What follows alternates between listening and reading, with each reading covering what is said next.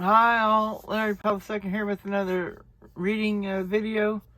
I'll be reading from The Eye of the World, Book 1 in the Wheel of Time series by Robert Jordan. And today I am going to be reading Chapter 4.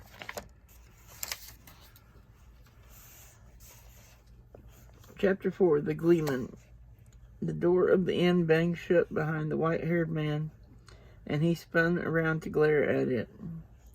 Lean he would have been, tall if not for a stoop to his shoulders, but he moved in a spry fashion that belied his apparent age. His cloak seemed a mass of patches in odd shapes and sizes, fluttering with every breath of air. Patches in 100 colors. It was really quite thick, Rand saw, despite what Master Albert had said, with the patches merely sewn on like decorations.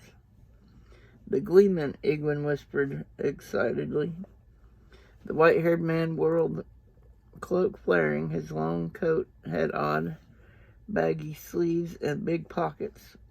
Thick mustaches, as snowy as the hair on his head, quivered around his mouth, and his face was gnarled like a tree that had seen hard times. He gestured imperiously at Rand and the others with a long-stemmed pipe ornately carved that trailed a wisp of smoke. Blue eyes peered out from under bushy white brows, drilling into whatever he looked at. Rand stared at the man's eyes almost as much as at the rest of him. Everybody in the Two Rivers had dark eyes, and so did most of the merchants and their guards, and everyone else he had ever seen. The Congers and the Copelands had made fun of him for his gray eyes until the day he finally punched Evil Copeland in the nose. The wisdom had surely gotten onto him for that. He wondered if there was a place where nobody had dark eyes. Maybe land comes from there too. "What sort of place is this?" the Gleaman demanded in a deep voice that sounded in some way larger than that of an ordinary man. Even in the open air it seemed to fill a great room and resonate from the walls. "The yokels in that village on the hill tell me I can get here before dark, neglecting to say that was only if I left well before noon. When I finally do arrive, chilled to the bone and ready for a warm bed, your innkeeper grumbles about the hour as if I were a wandering swineherd, and your village council hadn't begged me to display my art at this festival of yours. And he never even told me he was the mayor." He slowed for a breath, taking them all in with a glare, but he was off again on the instant. "When I came downstairs to smoke my pipe before the fire and have a mug of ale, every man in the common room stares at me as if I were his least favorite brother-in-law seeking to borrow money. One old grandfather starts ranting at me about the kind of stories I should or should not tell. Then a girl child shouts at me to get out and threatens me with a great club when I don't move quickly enough for her. Who ever heard of treating a Gleaman so?" Egwin's face was a study, her goggle-eyed amaze at a Gleaman in the flesh marred by a desire to defend Nineveh. "Your pardon, Master Gleaman," Rand said. He knew he was grinning foolishly himself. "That was our wisdom, and—" "That pretty little slip of a girl," the Gleaman exclaimed. "A village wisdom? Why, at her age she should better be flirting with the young men than foretelling the weather and curing the sick." Rand shifted uncomfortably. He hoped Nineveh never overheard the man's opinion. At least not until he had done with his performing.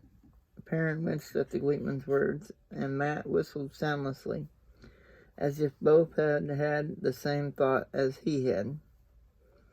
The men were the village council, Rand went on. I'm sure they intended no discourtesy. You see, we just learned there's a war in Gildan, and a man claiming to be the dragon reborn, a false dragon. Aes Sedai are riding there from Tarbalan. The council is trying to decide if we might be in danger here. Old news, even in Berlin, the Gleaman said dismissively. And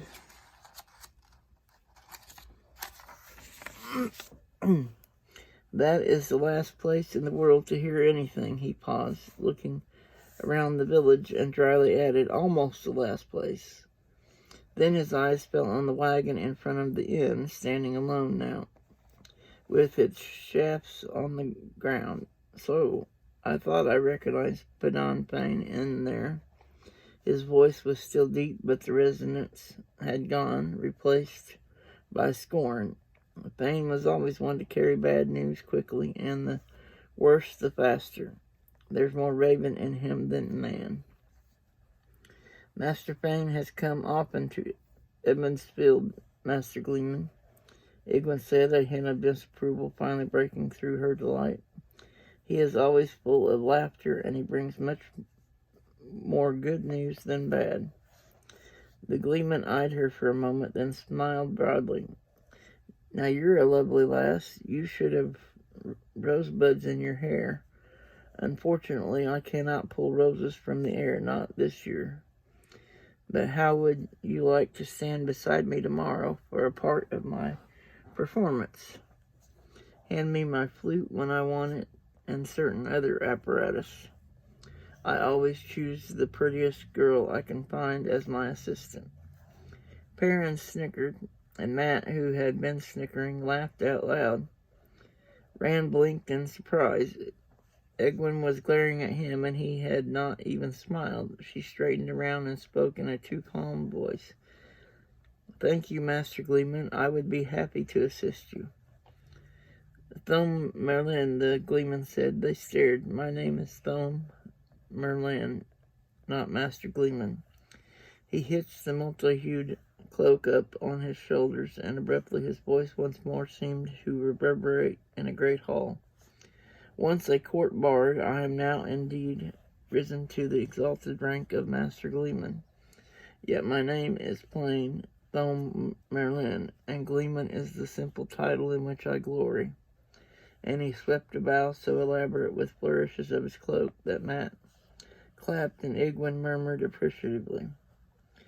Master Merlin, Matt said, unsure exactly what form of address to take out of what Thome Merlin had said. What is happening in Gildan? Do you know anything about this false dragon or the Aes Sedai? Do I look like a peddler boy? The Gleaman grumbled, tapping out his pipe on the heel of his palm. He made the pipe disappear somewhere inside his cloak or his coat. Ram was not sure where it had gone or how. I am a Gleaman, not a newsmonger. And I make a point of never knowing anything about Aes Sedai. Much safer that way. But the war, Matt began eagerly, only to be cut off by Master Merlin. In wars, boy, fools kill other fools for foolish causes. That's enough for anyone to know. I am here for my art. Suddenly he thrust a finger at Rand. You, lad, you're a tall one.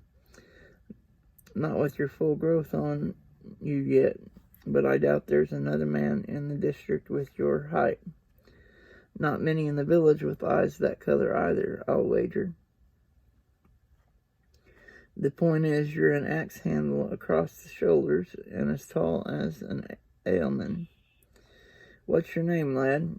Rand gave it hesitantly, not sure whether or not the man was making fun of him. But the Gleaman had already turned his attention to Perrin. And you have almost the size of an ogier. Close enough. How are you called?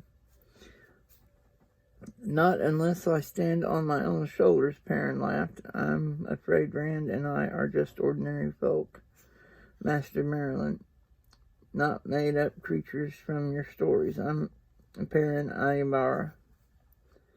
Though Maryland tugged at one of his mustaches. Well now, made-up creatures from my stories, is that what they are? You lads are widely traveled then, it seems. Rand kept his mouth shut, certain they were the butt of a joke now, but Perrin spoke up. We've all of us been as far as Watch Hill and Devon Ride. Not many around here have gone thus far. He was not boasting. Perrin seldom did. He was just telling the truth. We've all seen the mire, too, Matt added, and he did sound boastful. That's the swamp at the far end of the Waterwood. Nobody at all goes there. It's full of quicksands and bogs except us. And nobody goes to the mountains of mist either. But we did once to the foot of them anyway. As far as that, the Gleaman murmured, brushing at his mustaches now continually. Rand thought he was hiding a smile, and he saw that Perrin was frowning. It's bad luck to enter the mountains, Matt said, as if he had to defend himself for not going further. Everybody knows that. That's just foolishness, Matron Cathon, Egwin cut in angrily. And Neb says, she broke off, her cheeks turning pink, and the look she gave Thom Merlin was not as friendly as it had been. It is not right to make it isn't. Her face went redder, and she fell silent. Matt blinked as if he was just getting a suspicion of what had been going on. You're right, child, the Gleaman said contritely. I apologize humbly. I am here to entertain. My tongue has always gotten me into trouble. Maybe we haven't traveled as far as you, Perrin said flatly, but what does how tall Rand is have to do with anything? Just this, lad. A little later, I will let you try to pick me up, but you won't be able to lift my feet from the ground. Not you nor your tall friend there, Rand, is it? Nor any other man. Now what do you think of that? Perrin snorted a laugh. I think I can lift you right now. But when he stepped forward, Thom Merlin motioned him back. Later, lad, later. When there are more folk to watch. An artist needs an audience. A score of folk had gathered on the green since the Gleaman appeared from the inn. Young men and women down to children who peeked wide-eyed and silent from behind the older onlookers. All looked as if they were waiting for miraculous things from the Gleaman. The white-haired man looked them over. He appeared to be counting them, then gave a slight shake of his head and sighed. I suppose I had better give you a small sample so you can run and tell the others, eh? Just a taste of what you'll see tomorrow at your festival. He took a step back and suddenly leaped into the air, twisting and somersaulting to land facing them atop the old stone foundation. More than that, 3 balls, red, white, and black, began dancing between his hands even as he landed. A soft sound came from the watchers, half astonishment, half satisfaction. Even Rand forgot his irritation. He flashed Egwin a grin and got a delighted one in return. Then both turned to stare unabashedly at the Gleaman. You want stories, Thom declaimed. I have stories, and I will give them to you. I will make them come alive before your eyes. A blue ball joined the others from somewhere, then a green one and a yellow. Tales of great wars and great heroes for the men and boys, for the women and girls, the entire Abterigine cycle. Tales of Arthur Pendrag Tynrael, Arthur Hawkwing, Arthur the High King, who once ruled all the lands from the Isle Waste to the Arith Ocean and even beyond. Wondrous stories of strange people and strange lands, of the Green Man, of warders and trollocs, of Ogier and Ale, the 1,000 tales of Anla the wise counselor, Jayam the giant slayer, how Susa tamed Jan Farstrider, Mara and the 3 foolish kings. Tell us about Lin, Egwin called, how he flew to the moon in the belly of an eagle made of fire. Tell about his daughter Salia walking among the stars. Rand looked at her out of the corner of his eye, but she seemed intent on the Gleaman. She had never liked stories about adventures and long journeys. Her favorites were always the funny ones, or stories about women outwitting people who were supposed to be smarter than everyone else. He was sure she had asked for tales about Lynn and Salia to put a burr under his shirt. Surely she could see the world outside was no place for 2 river folk. Listening to tales of adventures, even dreaming about them, was one thing. Having them take place around you would be something else again. Old stories, those, Thome Marilyn said, and abruptly he was juggling 3 colored balls with each hand. Stories from the age before the age of legends, some say, perhaps even older. But I have all stories, mind you now, of ages that were and will be, ages when men ruled the heavens and the stars, and ages when men roamed as brother to the animals, ages of wonder and ages of horror, ages ended by fire raining from the skies, and ages doomed by snow and ice covering land and sea. I have all stories, and I will tell all stories. Tales of Mosk the giant with his lance of fire that could reach around the world, and his wars with Alsbeth, the queen of all. Tales of Mataris, the healer, mother of the wondrous End. The balls now danced between Thumb's hands in 2 intertwining circles. His voice was almost a chant, and he turned slowly as he spoke, as if surveying the onlookers to gauge his effect. I will tell you of the end of the age of legends, of the dragon and his attempt to free the Dark One into the world of men. I will tell of the time of madness when Aes Sedai shattered the world, of the Trolloc Wars, when men battled Trollocs for rule of the earth, of the war of the 100 years when men battled men, and the nations of our day were wrought. I will tell the adventures of men and women, rich and poor, great and small, proud and humble.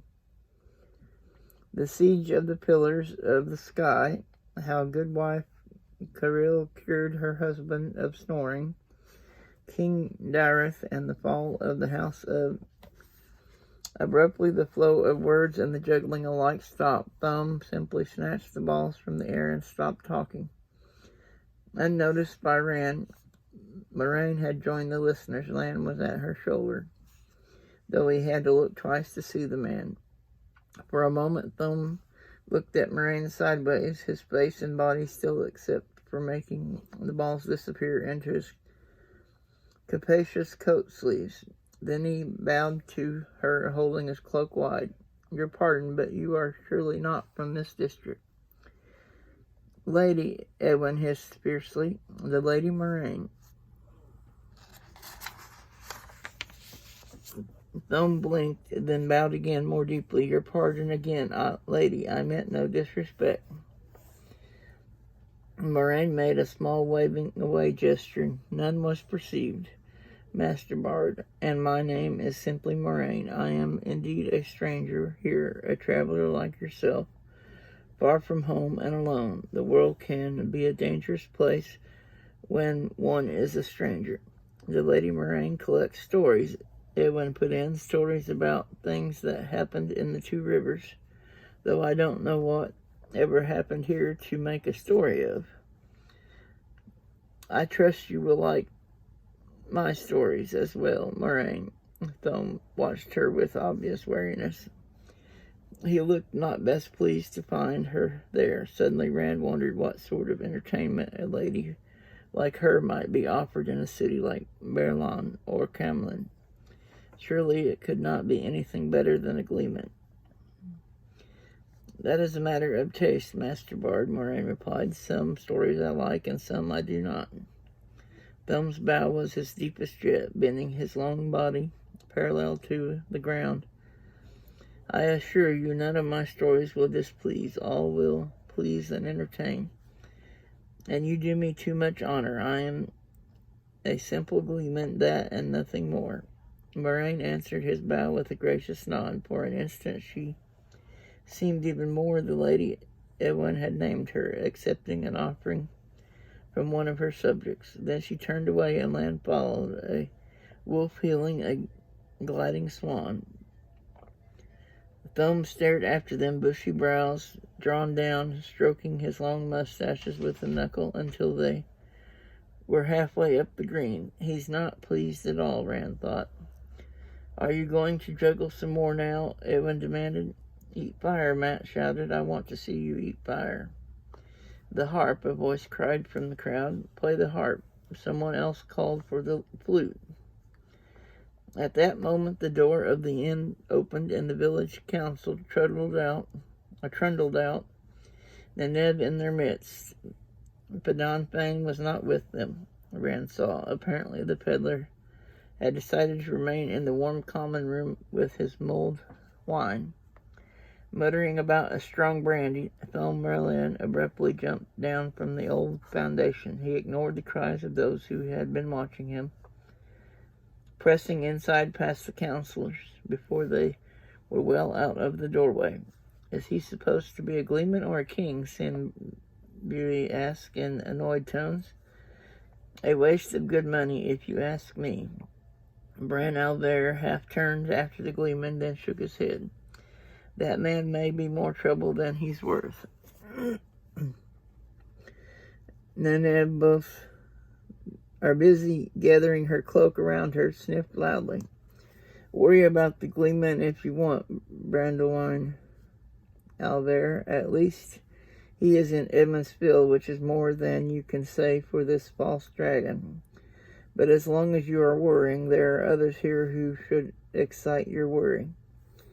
If you please, Wisdom, Bran said stiffly, kindly leave who should worry me to my deciding. Mistress Moraine and Master Line are guests in my inn and decent, respectable folk, so I say. Neither of them has called me a fool in front of the whole council. Neither of them has told the council it hasn't a full set of wits among them. It seems my estimate was too high by half, Neneb retorted.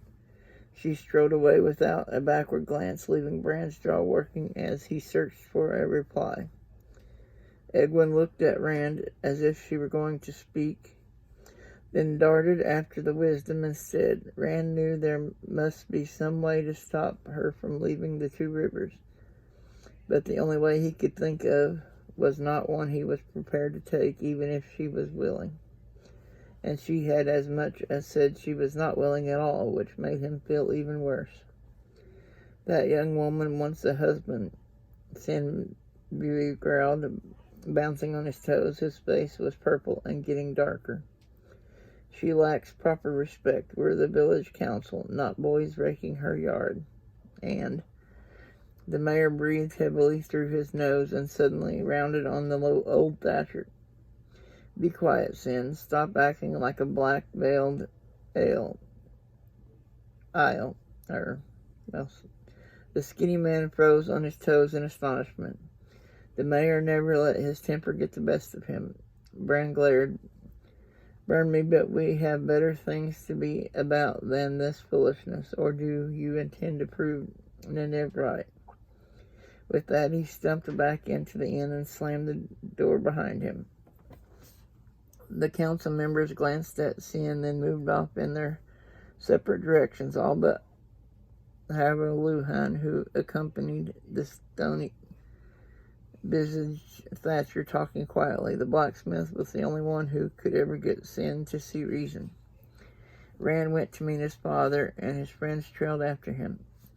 "I've never seen Master Alver so mad," was the first thing Rand said, getting him a disgusted look from Matt. "The mayor and the wisdom seldom agree," Tam said, "and they agreed less than usual today. That's all. It's the same in every village." "What about the false dragon?" Matt asked, and Perrin added eager murmurs. "What about the Aes Sedai?"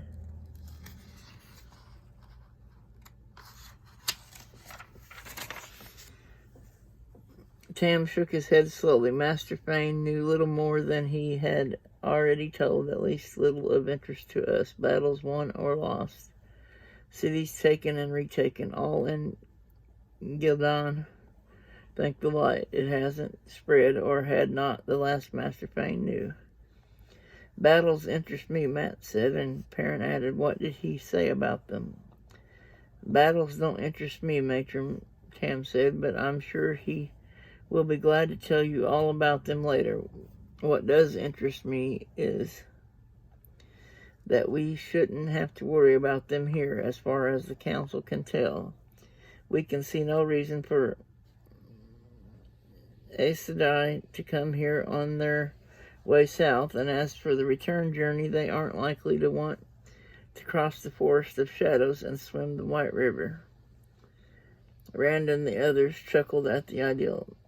There were 3 reasons why no one came into the 2 rivers except from the north by way of Tehran Ferry.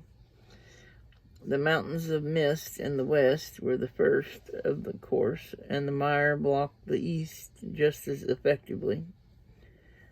To the south was the White River, which got its name from the way rocks and boulders turned its swift waters to froth, and beyond the White lay the Forest of Shadows. Few 2 river folk had ever crossed the White, and fewer still returned if they did. It was generally agreed, though, that the Forest of Shadows stretched south for 100 miles or more without a road or a village, but with plenty of wolves and bears. "So that's an end to it for us," Matt said. He sounded at least a little disappointed. "Not quite," Tam said. "Day after tomorrow, we will send men to Devon Ride and Watch Hill and Tehran Ferry, too, to arrange for a watch to be kept. Riders along the White and the Tehran both, and patrols between. It should be done today, but only the mayor agrees with me. The rest can't see asking anyone to spend the Beltane off riding across the 2 rivers." "But I thought you said we didn't have to worry," Perrin said, and Tam shook his head. "I said should not, boy, not did not. I've seen men die because they were sure that what should not happen would not. Besides, the fighting will stir up all sorts of people. Most will just be trying to find safety, but others will be looking for a way to profit from the confusion. We'll offer any of the first a helping hand, but we must be ready to send the second type on their way." Abruptly, Matt spoke up. "Can we be part of it? I want to, anyway. You know I can ride as well as anyone in the village." "You want a few weeks of cold, boredom, and sleeping rough?" Tam chuckled. "Likely that's all there will be to it. I hope that's all.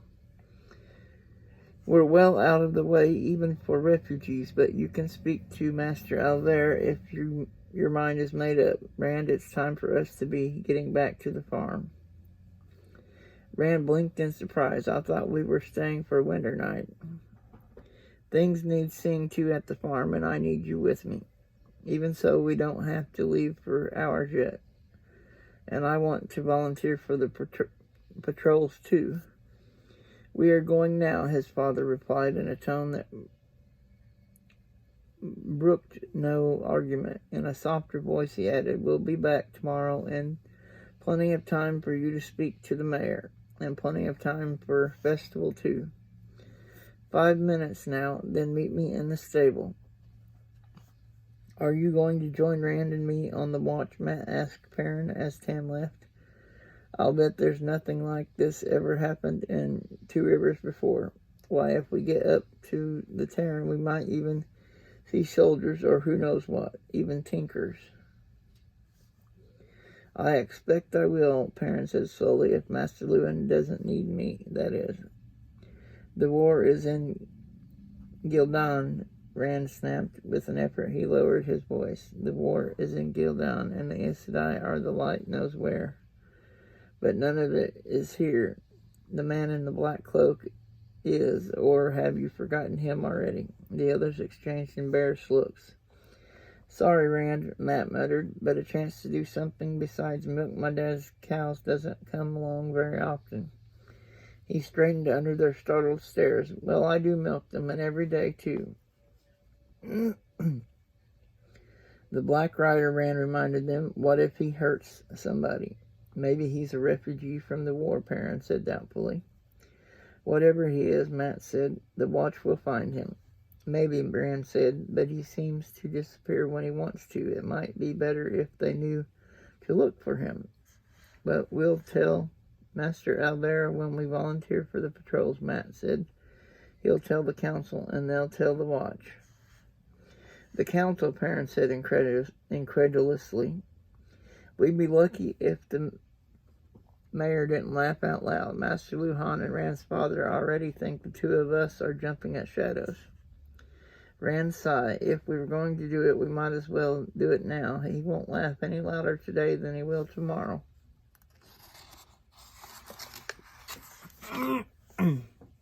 Maybe, Perrin said with a sidelong glance at Matt. We should try finding some others who've seen him.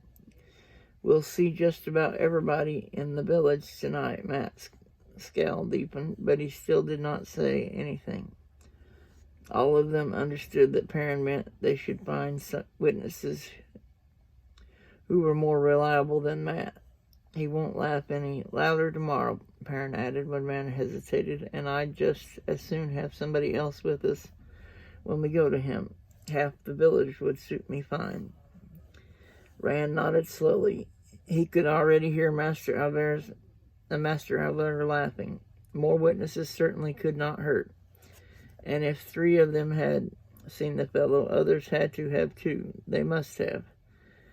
Tomorrow, then, you two find whoever you can tonight, and tomorrow we go to the mayor. After that, they looked at him silently, no one raising the question of what happened if they could not find anyone else who had seen the black-cloaked man. The question was clear in their eyes, though, and he had no answer. He sighed heavily.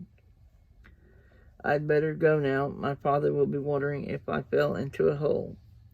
Followed by their goodbyes, he trotted around to the stable yard, where the high-wheeled cart stood propped on its shafts. The stable was a long, narrow building topped by a high-peaked, thatched roof. Stalls, their floors covered with straw, filled both sides of the dim interior, lit only by the open double doors at either end. The peddler's team munched their oats in 8 stalls, and Master Albert's massive dirhams, the team he hired out when farmers had hauling beyond the abilities of their own horses, filled 6 more. But only 3 others were occupied. Rand thought he could match up horse and rider with no trouble. The tall, deep-chested black stallion that swung up its head fiercely had to be Land's. The sleek white mare with an arched neck, its quick steps as graceful as a girl dancing, even in the stall, could only belong to Moraine. And the third unfamiliar horse, a rangy, slab-sided gelding of a dusty brown, fit Thome Maryland perfectly. Tam stood in the rear of the stable, holding Bella by a lead rope and speaking quietly to Hugh and Tad. Before Rand had taken 2 steps into the stable, his father nodded to the stablemen and brought Bella out, wordlessly gathering up Rand as he went. They harnessed the shaggy mare in silence. Tam appeared so deep in thought that Rand held his tongue. He did not really look forward to trying to convince his father about the black-cloaked rider, much less the mare. Tomorrow would have to be time enough when Matt and the others had found others who had seen the man, if they found others. As the cart lurched into motion, Rand took his bow and quiver from the back, awkwardly belting the quiver at his waist as he half-trotted alongside. When they reached the last row of houses in the village, he knocked an arrow, carrying it half raised and partly drawn. There was nothing to see except mostly leafless trees, but his shoulders tightened. The Black Rider could be on them before either of them knew it. There might not be time to draw the bow if he was not already halfway to it. He knew he could not keep up the tension on the bowstring for long. He had made the bow himself, and Tam was one of the few others in the district who could even draw it all the way to the cheek. He cast around for something to take his mind off thinking about the dark rider surrounded by the forest, their cloaks flapped in the wind. It was not easy. "Father," he said finally, "I don't understand why the council had to question Padan Thane." With an effort, he took his eyes off the woods and looked across Bella at Tam. "It seems to me the decision you reached could have been made right on the spot. The mayor frightened everybody half out of their wits, talking about Aes Sedai and the false dragon here in the Two Rivers. People are funny, Rand. The best of them are. Take Harrow Luhan. Master Luhan is a strong man and a brave one, but he can't bear to see butchering done. Turns pale as a sheet. What does that have to do with anything? Everybody knows Master Luhan can't stand the sight of blood, and nobody but the Coplans and the Congers thinks anything of it. Just this, lad, people don't always think or behave the way you might believe they would. Those folk back there let the hail beat their crops into the mud, and the wind take off every roof in the district, and the wolves kill half their livestock. And they'll roll up their sleeves and start from scratch. They'll grumble, but they won't waste any time with it. But you give them just the thought of Aes Sedai and a false dragon in Gildan, and soon enough they'll start thinking that Gildan is not that far the other side of the Forest of Shadows. And a straight line from Tarvalon to Gildan wouldn't pass that much to the east of us, as if the Aes Sedai wouldn't take the road through Camlin and Lugard instead of traveling cross-country. By tomorrow morning, half the village would have been sure the entire war was about to descend on us. It would take weeks to undo it. A fine Beltane that would make. So Bran gave them the ideal before they could get it for themselves. They've seen the council take the problem under consideration, and by now they'll be hearing what we decided. They chose us for the village council because they trust we can reason things out in the best way for everybody. They trust our opinions, even sins, which doesn't say much for the rest of us, I suppose. At any rate, they will hear there isn't anything to worry about, and they'll believe it. It is not that they couldn't reach the same conclusion, or would not, even eventually. But this way we won't have festival ruined, and nobody has to spend weeks worrying about something that isn't likely to happen. If it does, against all odds, well, the patrols will give us enough warning to do what we can. I truly don't think it will come to that, though. Rand puffed out his cheeks. Apparently being on the council was more complicated than he had believed. The cart rumbled on along the quarry road. Did anyone besides Perrin see this strange rider? Tam asked. Matt did, but Rand blinked, then stared across Bella's back at his father. You believe me, I have to go back. I have to tell them. Tam's shout halted him as he turned to run back to the village. Hold, lad, hold. Do you think I waited this long to speak for no reason? Reluctantly, Rand kept on beside the cart, still creaking along behind patient Bella. What made you change your mind? Why can't I tell the others? They'll know soon enough. At least Perrin will.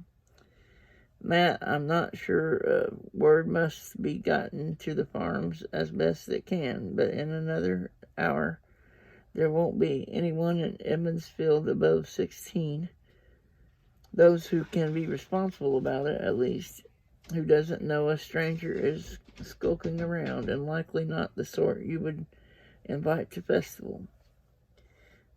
The winter has been bad enough without this to scare the young ones. Festival, Rand said. If you had seen him, you wouldn't want him closer than 10 miles, 100 maybe.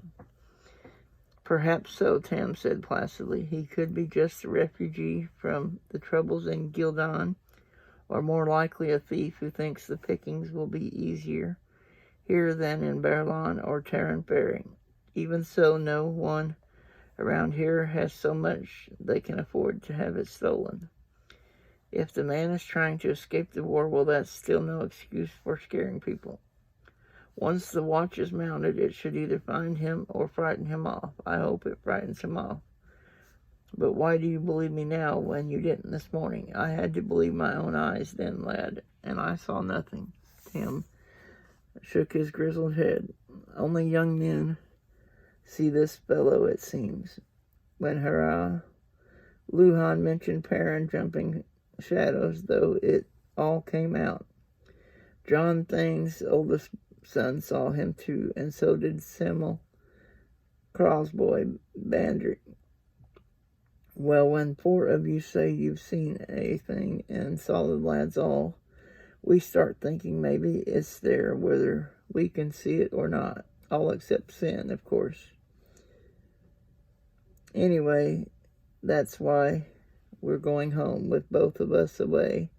This stranger could be up to any kind of mischief there. If not for festival, I wouldn't come back tomorrow either. But we can't make ourselves prisoners in our own homes just because this fellow is lurking about.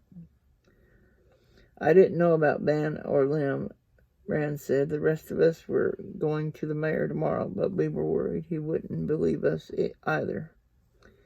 Gray hairs don't mean our brains have curdled, Tam said dryly. So you keep a sharp eye. Maybe I'll catch sight of him too if he shows up again. Rand settled down to do just that. He was surprised to realize that. His step felt lighter. The knots were gone from his shoulders.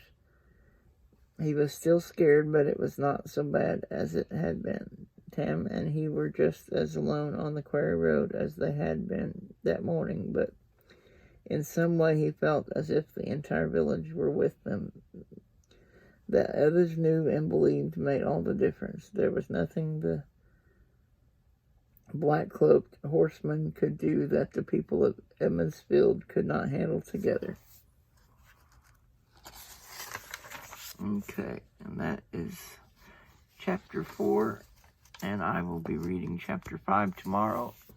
I want to thank everyone for watching. Please like and subscribe if you haven't already, and I will put my contact information in the description down below in case anybody wants to contact me or send me something. And as always, everyone have a wonderful day and be safe. Bye-bye.